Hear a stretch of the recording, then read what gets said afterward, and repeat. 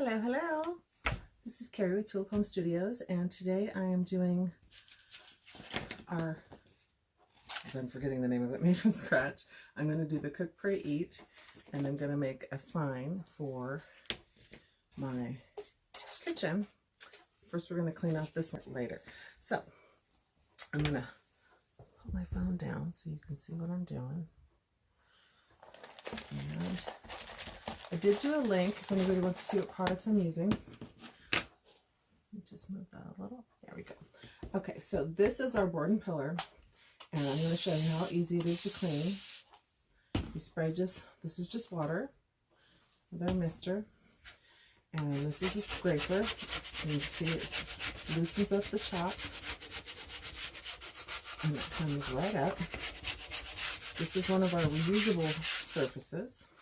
So it's kind of nice because you can change your decor based on the season.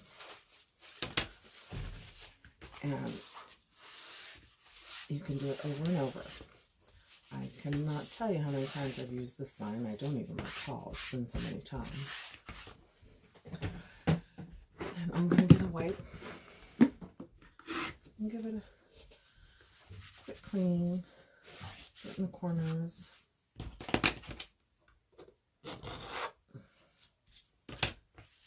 We have lots of different size chalkboards that are reusable.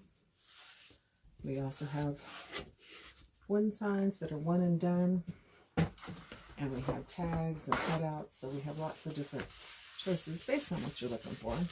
If you ever have a little bit of a shadow on your board when you're done, you can just use a board eraser, a little bit of water, and scrub it up, and it comes right up. So this one's done. I'm going to dry it just a little.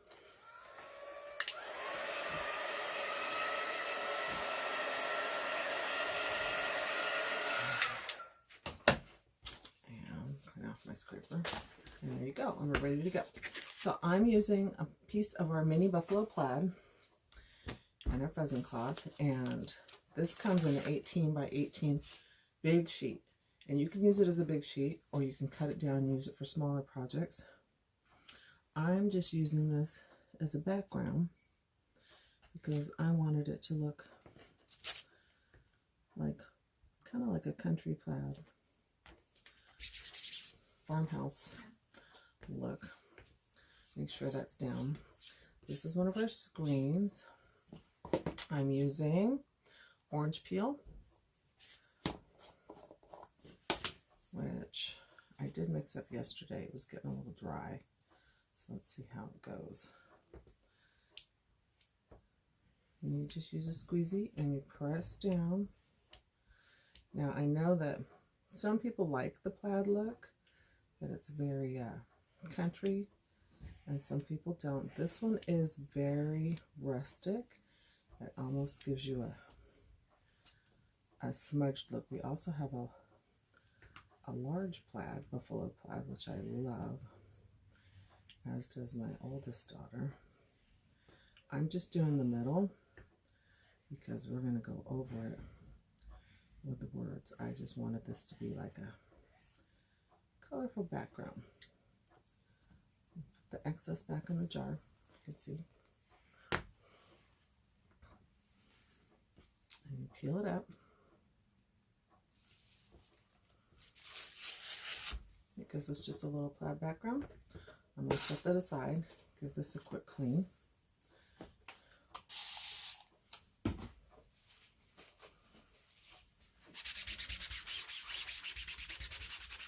So we can, oops, use it again.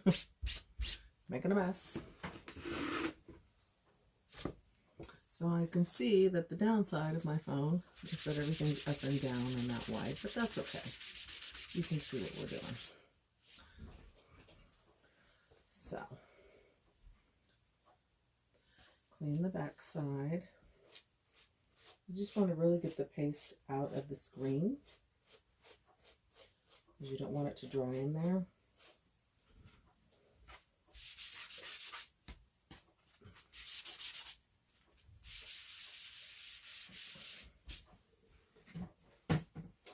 And then you just paste the back of the sheet back on, and it's ready to go for another use. Okay, so we're going to give this a quick dry.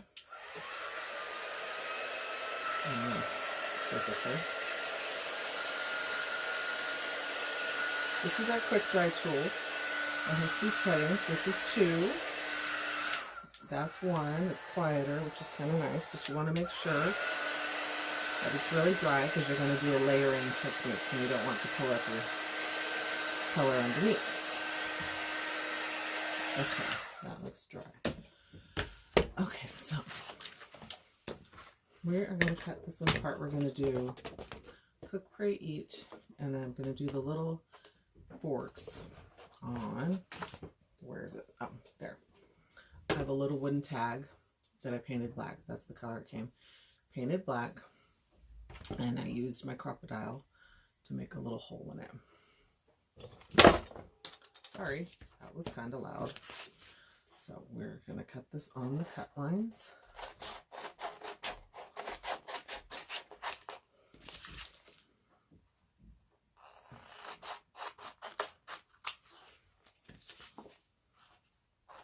And actually, I think I will do the little one first.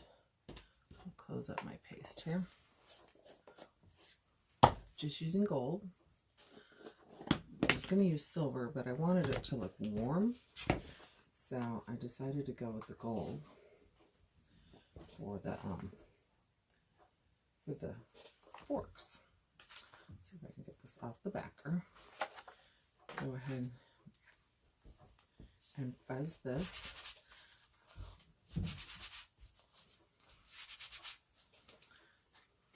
And we're going to line it up. Take my glasses off here. Can you see what I'm doing?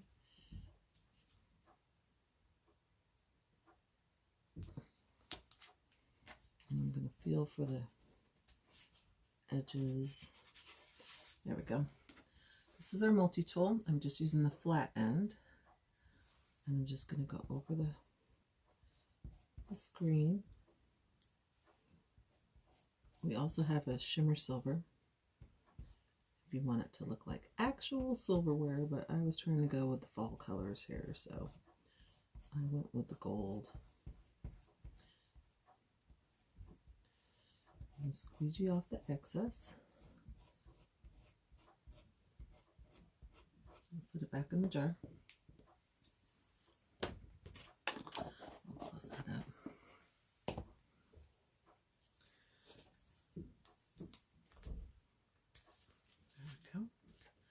Very subtle. Let's see. I'll let that dry. I'll clean this up.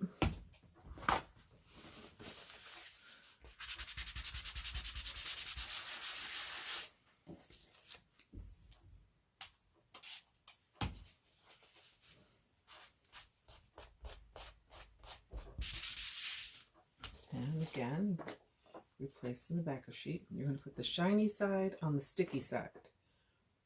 When you cut apart some of our larger transfers, it's a good idea to mark the back with a Sharpie, because there's nothing worse than coming along and putting the wrong side of the transfer back on the backer sheet. You can get it apart, but it takes some work, and you don't want to stretch your transfer.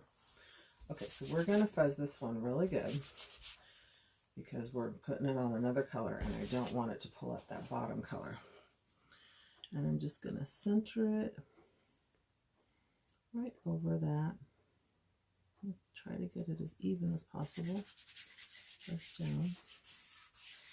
So you can see the background. You can see the plaid behind it. We're just using white, our bright white. This is our new Creamy Dreamy paste. It's so nice.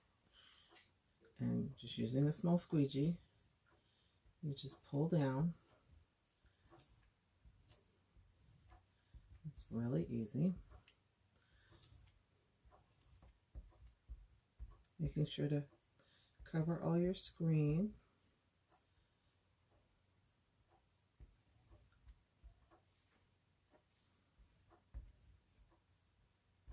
And take off the excess.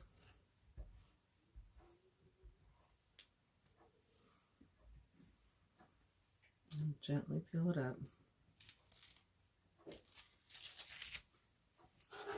It gives you the rustic look. That's what I was going for. We're going to clean this. If you don't have time to clean, you can set them aside and then clean them all at the end, which I used to do. But I find that once I'm all done, I don't want to clean everything. So I've discovered if I just clean as I go, then I'm all done. It's so nice that I don't have to worry about it. And you do run the risk if you wait that, you know, the paste gets stuck in there more and you have to use the board squeegee or the board eraser like I was talking about to get some of the paint out of there, because you don't want the paint stuck in your transfer. Okay, so that one all clean. Shiny side again on the sticky side. And we have that. And we're going to dry this one too.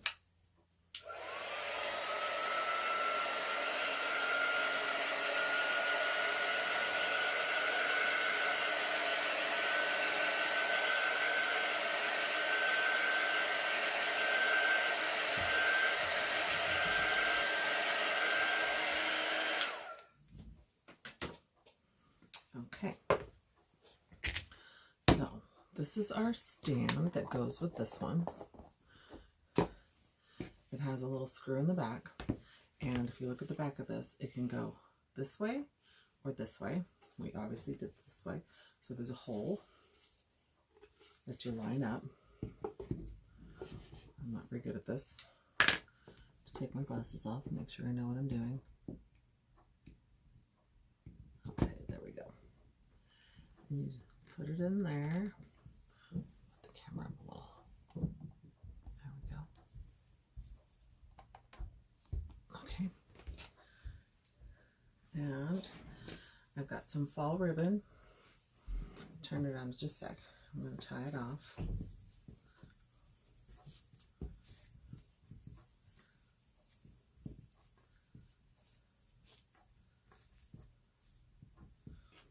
And then our little knife, or excuse me, forks. Let me get it through here. Of course, I need a piece of tape. Do I have a piece of tape? Hold on.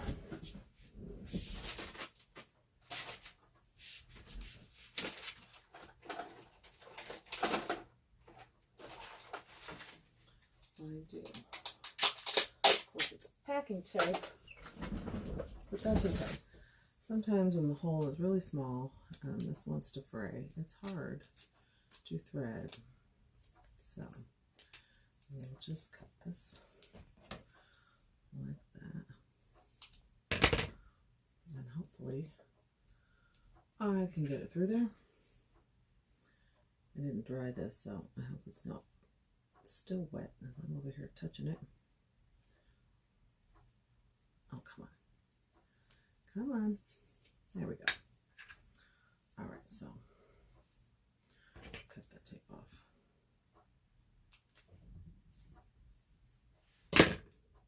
And even it up. And we're going to tie that.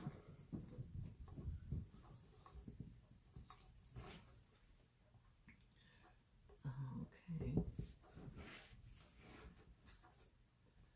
Doesn't that look cute?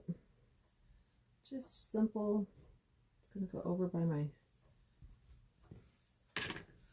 my coffee station. Watch out. Oops, I'm moving the whole thing. Good Lord. There we go. And there you go. Very simple, very sweet. Like I said, I put the link in the description if you're interested in seeing what products I used. And that's it for today. Thank you for joining me. Have a good day.